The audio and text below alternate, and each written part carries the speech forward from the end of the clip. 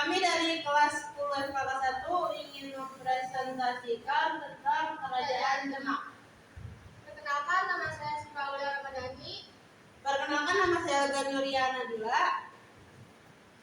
Berdirinya Kerajaan Demak. Sultan Demak atau Kerajaan Demak adalah kerajaan Islam pertama di Jawa yang berdiri pada perempatan akhir abad ke-15 di Demak. Berdasarkan cerita tradisional Jawa, kerajaan ini didirikan oleh Raden Patah yang merupakan keluarga dinasti Majapahit. Beliau dulunya hanya seorang yang berkedudukan sebagai adipati di kerajaan besar yang bernama Demak. Namun berkat keuletan kegigihan kerja kerasnya, Raden Patah mampu mencari pengikut fanatik dan siap berkorban untuk Demak.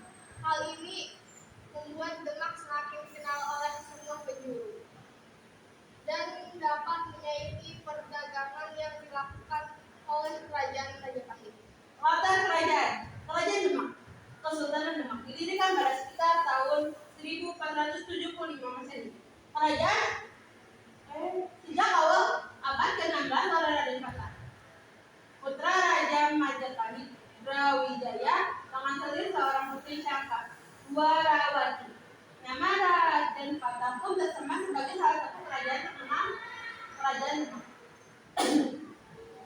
Wilayah Kerajaan Demak terletak di Bintaro dekat dengan muara Sungai Demak, Jawa Tengah. Pusat kerajaan terletak di pelabuhan Berbota dan Jepara.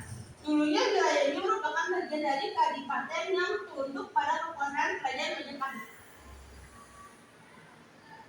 Raden Patah, raja pertama Kerajaan Demak yang memerintahkan dari tahun 1500 sampai 1518. Raden Patah adalah putra Raden Brawijaya Raden Majapahit. Dari pernikahannya dengan putri Keraton Campak, selama berkuasa Raden Patah membangun banyak hal, termasuk Masjid Agung Demak. Adipati Unus, raja yang memerintah dari tahun 1518 sampai 1521.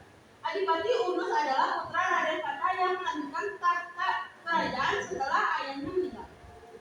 Sultan Trenggalek, raja yang memerintahkan dari tahun 1521 sampai 1546.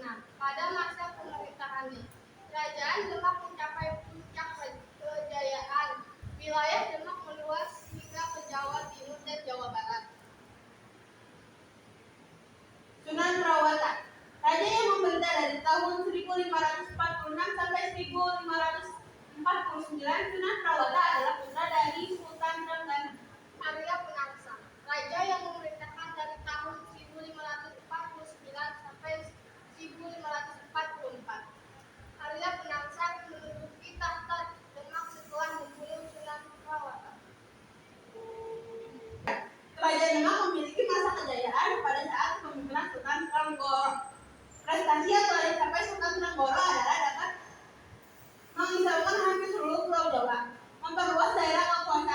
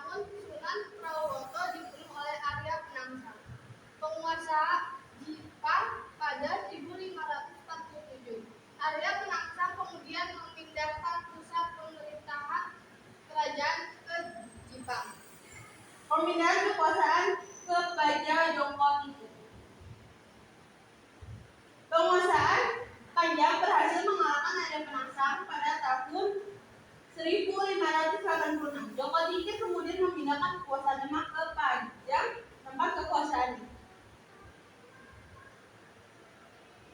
Runtuhnya Kerajaan Demak. Setelah sempat menikmati masa keemasannya, Kerajaan Demak runtuhnya di akhir abad ke-16. Kerajaan Demak juga mengalami masa kemunduran, seperti kerajaan di Jawa lainnya.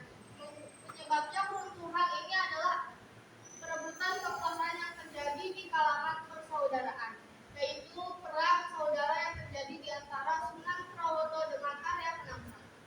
Perang saudara di Kerajaan Demak disebabkan oleh Kerajaan Arya Penangsang kepada Sunan Prawoto. Perang saudara ini terjadi setelah Sultan Tronggono meninggal dunia pada tahun 1546. Perebutan kekuasaan, rasa dendam Arya Penangsang merasa lebih pantas menduduki kekuasaan. Arya Penangsang menolak pengobatan Sunan Prawoto. Perang saudara ini baru berakhir setelah Arya Penangsang dikalahkan oleh Joko Tingkir pada tahun 1549. Setelah itu Kerajaan Demak dipindahkan ke Pajang pada tahun 1586 karena Hadiwijaya berhasil mengalahkan Arya Penangsang. Ekonomi. Kerajaan Demak adalah kerajaan agraris dan mandiri yang perekonomiannya ditopang oleh sektor pertanian dan perdagangan. Kerajaan Demak memiliki daerah pertanian yang luas dan menghasilkan komoditas seperti beras, madu, dan lilin. Komoditas tersebut diekspor ke Malaka melalui pelabuhan Jepara. Kerajaan Demak juga memiliki hubungan baik dengan pelabuhan-pelabuhan Nusantara. Tujuan ekspor komoditas tersebut adalah Malaka dan Maluku yang diangkut dengan ujung dan penjajah. Peranannya adalah dalam menjadi pusat kegiatan ekonomi. Pertanian semakin penting setelah keruntuhan Juanda pada 1513. Selain itu, perbudakan juga disebut sebagai salah satu komoditas Demak. Tetapi tidak diketahui apakah perdagangan budak masih terjadi pada masa itu. Demak juga melakukan kegiatan ekspor merupakan hewan-hewan dan pakaian dari Malaka, Gujarat, dan Begala. Politik. Kerajaan Demak menggunakan politik dinasti untuk mendukung perekonomian. Politik dinasti ini dilakukan melalui perkawinan antar kerabat kerajaan dengan pengusaha-pengusaha yang berada di bawah kekuasaannya. Sosial. Kehidupan masyarakat Kerajaan Demak berjalan dengan teratur karena pemerintah menggunakan hukum Islam. Walaupun itu, norma atau tradisi namun masih digunakan dan tidak ditinggalkan itu saja. Hasil kebudayaan dari Kerajaan Demak termasuk kebudayaan yang memiliki keterkaitan dengan Islam. Kerajaan Demak dapat mendapatkan dukungan penuh dari para wali songo yang memiliki pengaruh kuat di masyarakat.